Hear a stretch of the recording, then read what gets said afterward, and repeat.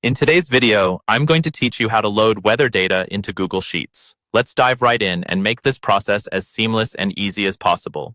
So, to kick things off, you'll want to open a new or an existing Google Sheet.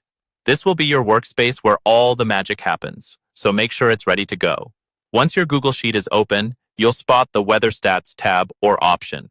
Give that a click to start setting the framework for importing your weather data. It's important because this tab will help keep everything organized as you proceed. Now, let's think about the time frame for your data. Click on Range of Dates to specify the period for which you need weather information. You can select a single day, a week, or even longer. Just make sure it aligns with your needs. Then, to ensure you're designating the right cells for this date range, go ahead and highlight cells A2 through A7. This provides a clear area where your date information will sit. Immediately after, you'll want to click on Use Active Selection to confirm that your highlighted cells are the ones you intend to use. Next on the list is setting your geographical focus by clicking on Range of Locations. This tells the spreadsheet where you want to pull weather data from. Following this, highlight cells B2 to B7 to align your location data with the corresponding dates. Again, you'll click on Use Active Selection to lock in these selections.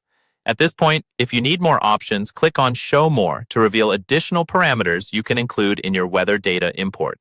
This extra step ensures you're not missing out on any critical information you might need.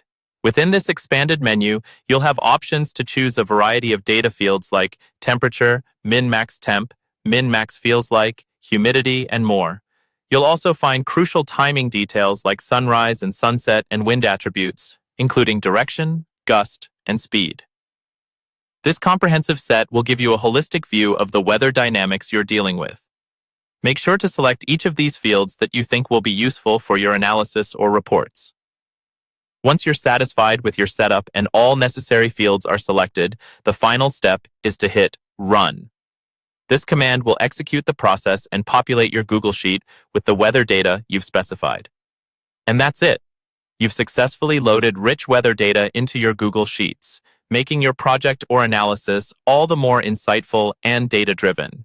I hope you found this tutorial easy to follow and helpful. Keep experimenting with these steps to tailor your Google Sheets for various needs. Thanks for watching and happy data crunching.